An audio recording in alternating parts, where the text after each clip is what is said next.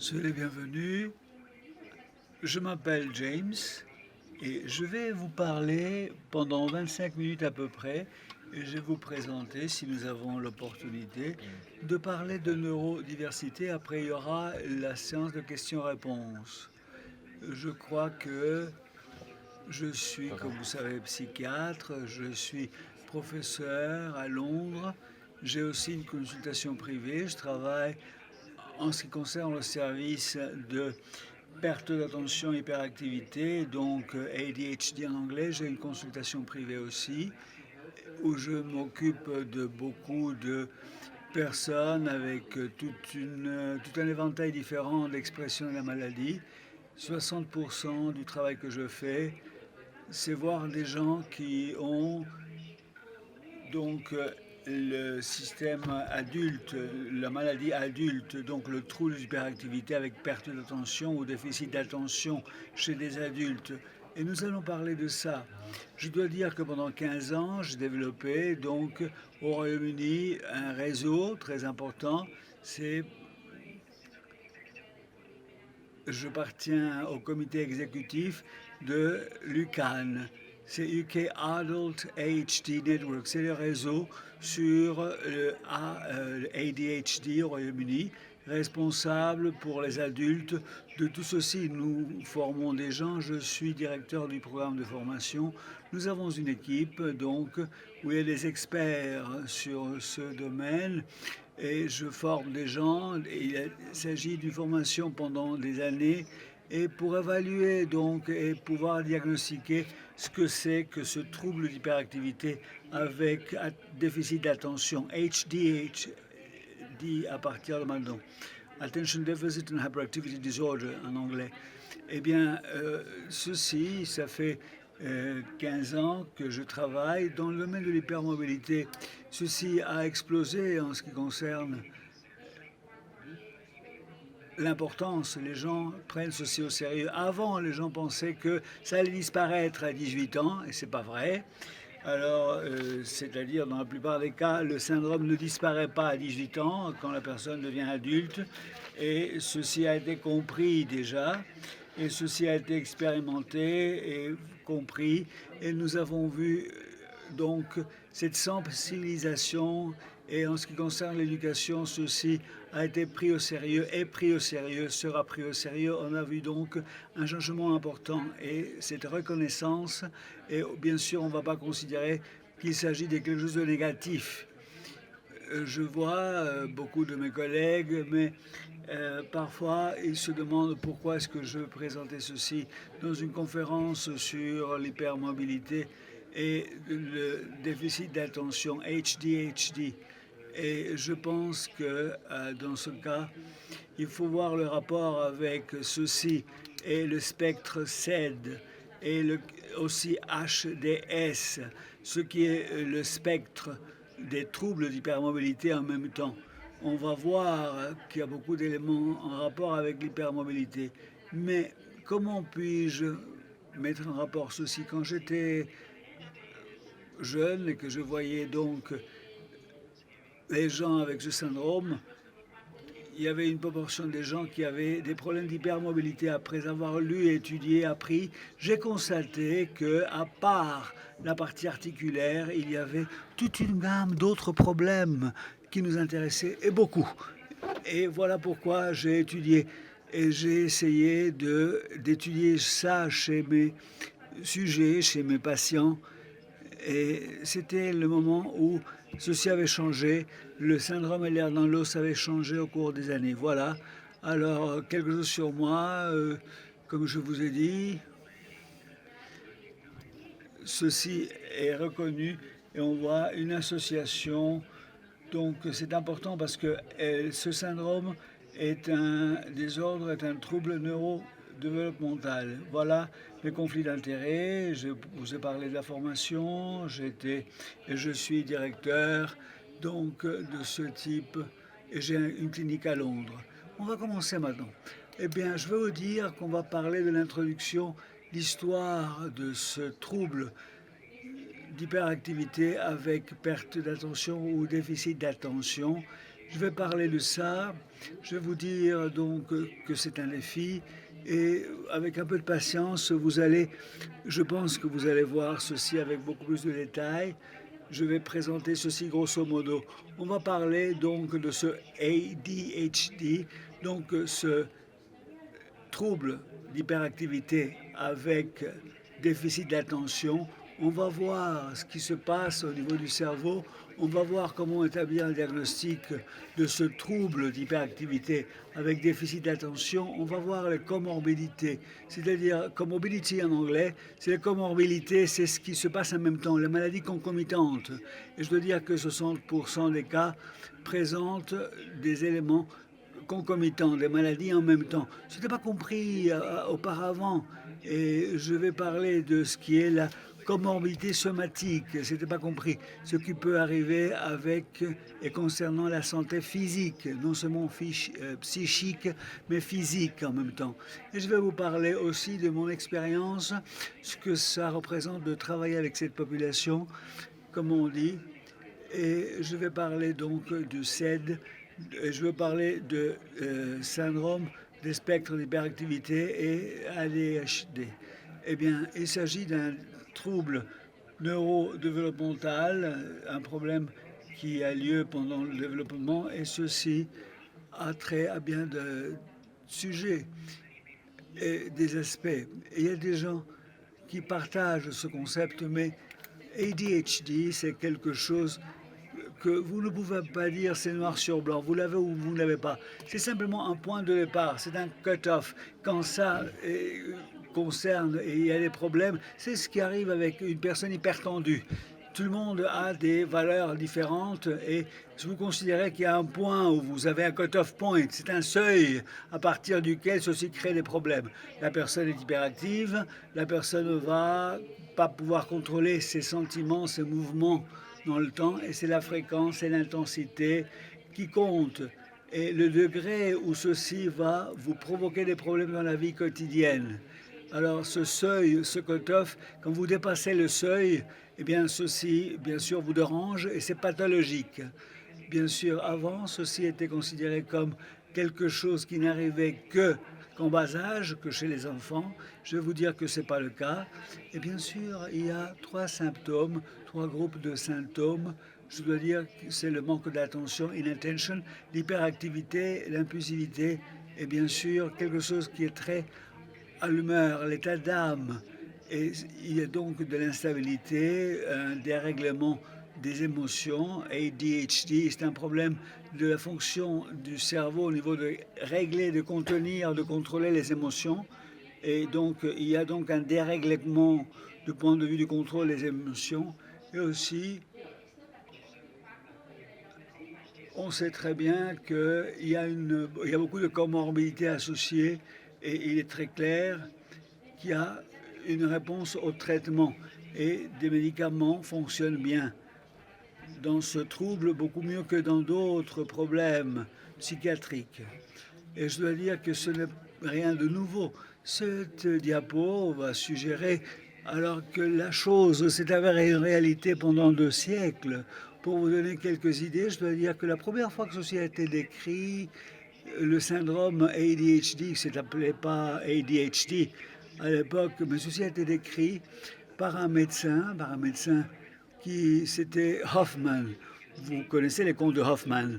Eh bien, voilà, il avait décrit pour la première fois ceci en 1845 et c'est George Steele qui a mené ça en 1902. C'était un professeur du collège des docteurs, de l'association des docteurs, et il a parlé donc d'un défaut morbide au moment de contrôler les aspects de la morale, les contrées donc psychologiques. Et vous avez ici des problèmes. Après, on a parlé de minimal brain damage, on a parlé de dysfonction, on a parlé de lésions cervicales. Et en 87, le terme ADHD a été, disons, adopté. Au Royaume-Uni, eh bien, on parle d'un concept parce qu'on parle de DSM-5, ceci, Attention Deficit Disorder, sans hyperactivité. C'est le trouble d'un déficit d'attention, mais sans hyperactivité aussi. En 2013, les critères, la classification DMS5 a été adaptée pour parler de l'hyperactivité avec déficit d'attention chez les adultes. Et ceci est important, il faut le reconnaître.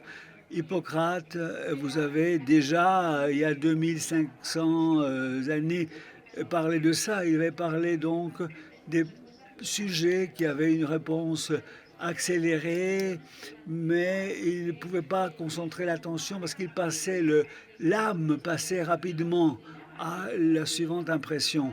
Il a dit que c'était le feu au lieu de l'eau qui n'était pas équilibrée, donc trop de feu.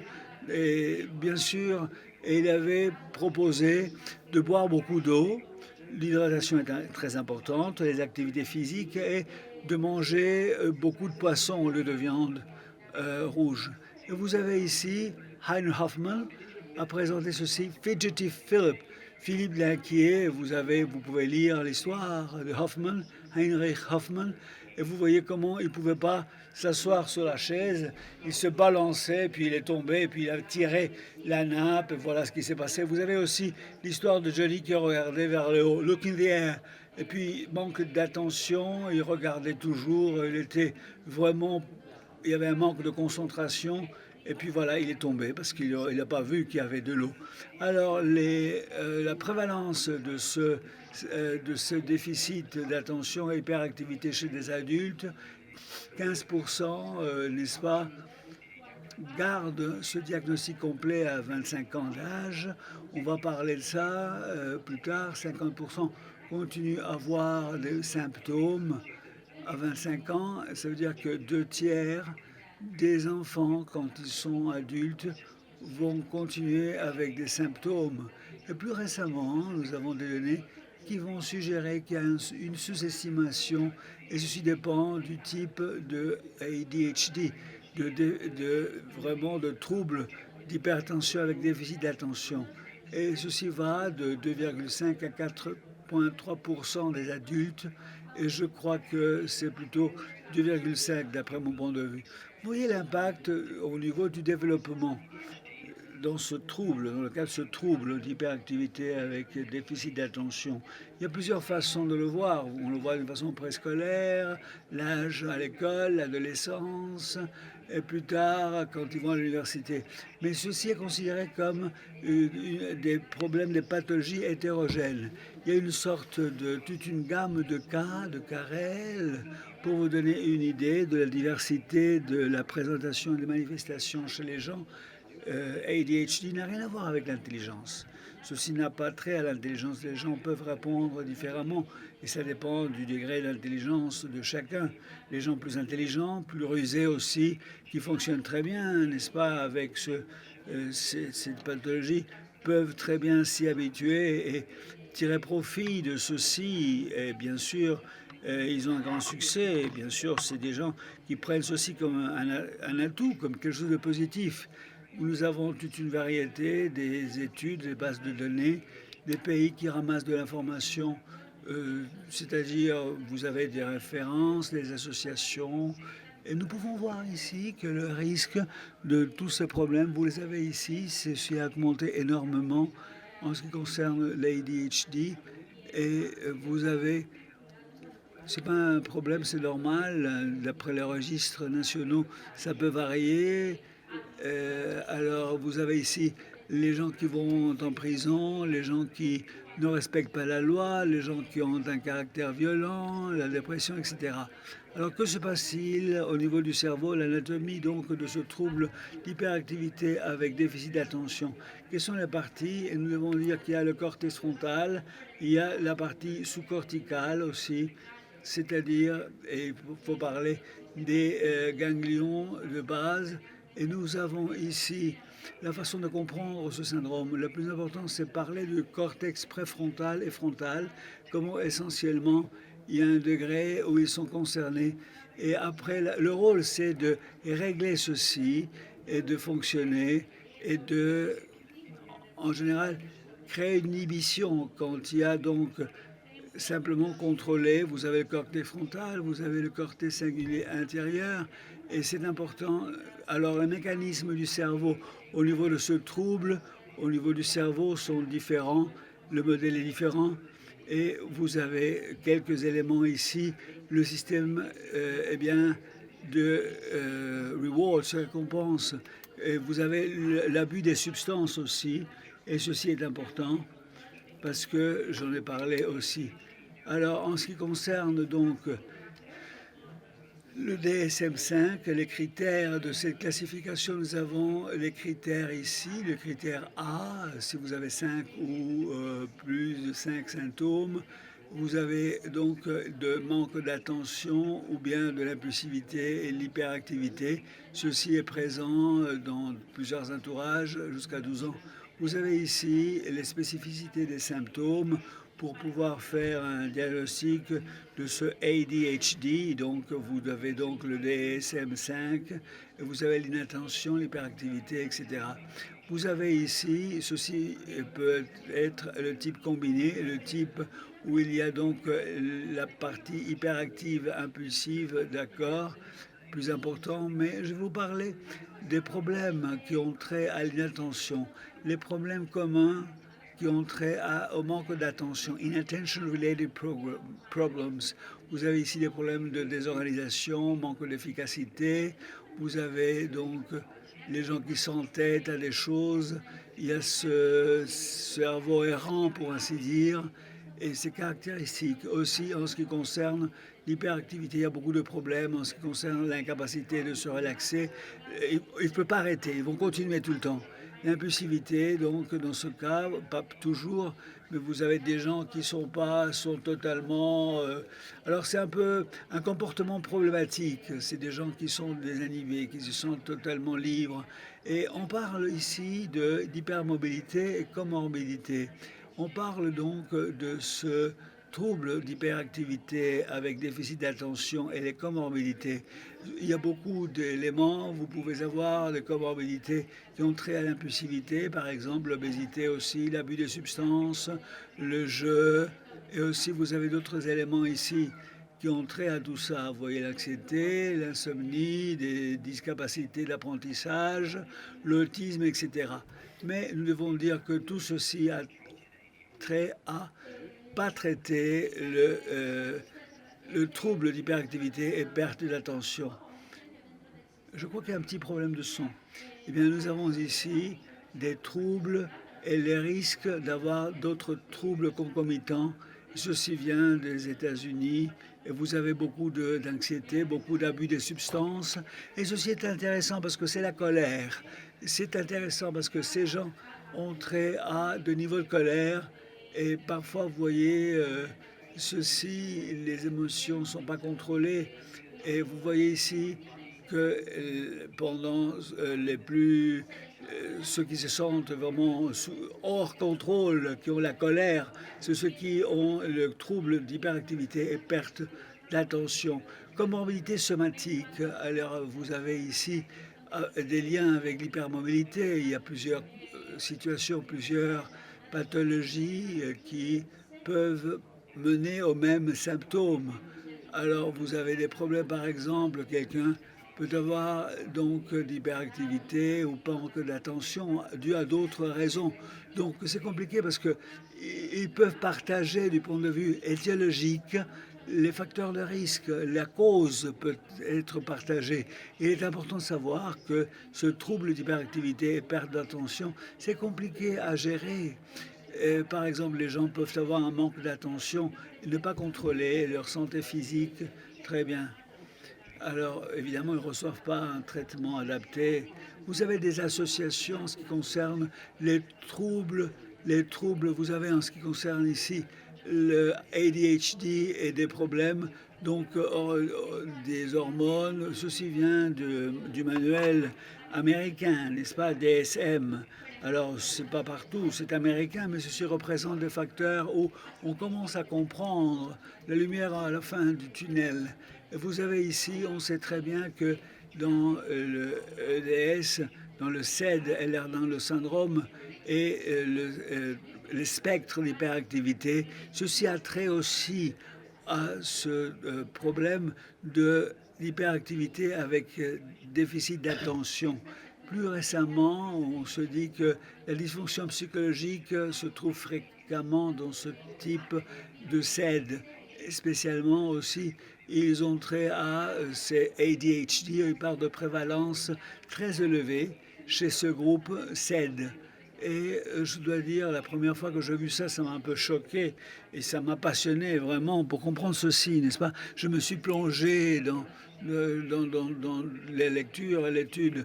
Vous avez ici, par exemple, l'évaluation de l'hypermobilité et d'après ce que j'avais trouvé dans la clinique, il y avait des problèmes d'anxiété, dépression, problèmes de troubles du sommeil, de problèmes développementaux aussi que vous avez ici d'après la classification des CD. Et vous avez des problèmes d'hypermobilité et des fonctions, ce qu'on appelle autonomic dysfunction, dysfonction autonomique. J'aimerais vous parler donc de cette dysautonomie, pour ainsi dire. L'année dernière, je l'ai vu, et vous voyez ce lien qui met ceci en rapport. Et si vous voulez approfondir, vous allez visiter ceci. Dysautonomie, essentiellement, c'est un sujet essentiel quand vous allez comprendre le lien avec ces deux pathologies. Il y a beaucoup d'explications, l'association est claire. Vous avez bien sûr clairement ce rapport et ce diagramme qui vous présente, je vais expliquer brièvement. La dysautonomie et l'intolérance orthostatique. Vous pouvez savoir des problèmes d'intolérance orthostatique, des symptômes quand vous vous levez, vous étiez assis, vous vous levez, et des problèmes de sang au niveau du cerveau. Et quand vous vous levez, alors parfois il y a des gens qui vont s'évanouir, et c'est un problème aigu. Mais vous voyez en temps réel que ceci est quelque chose de flou, c'est pas très clair. Vous voyez ici les symptômes de l'intolérance orthostatique, où il y a un manque de circulation sanguine, et vous voyez que c'est pas très clair, mais vous voyez ici alors qu'il y a un chevauchement de ces deux. Et si vous limitez la réponse à l'intolérance orthostatique, eh bien, on va vous dire, bon, alors le fait de danser, marcher, activer la réponse à l'estress, ce sont des choses qui vont être rejetées avec le syndrome ADHD. Eh bien, pour comprendre les syndromes d'hyperactivité avec perte d'attention, quand on va comprendre ce trouble, ce ADHD, et tout ce qui a trait à l'hypermobilité, eh bien voilà ce que je vais vous dire. Et tout ceci va permettre un débat. Tout d'abord, il ne faut pas se tromper en ce qui concerne le diagnostic de ce trouble d'hyperactivité avec perte d'attention, ADHD. Il ne faut pas se tromper, il faut faire un diagnostic adéquat dans votre cas et dans le cas des membres de votre famille. Savoir que ceci arrive et savoir faire un screening, faire la détection au niveau du CED, voir aussi ce trouble d'hyperactivité et déficit d'attention.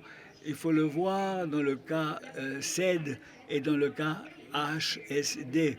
Il faut différencier les symptômes de chaque pathologie, reconnaître que tout ceci a un impact, les uns vont impacter les autres, les symptômes.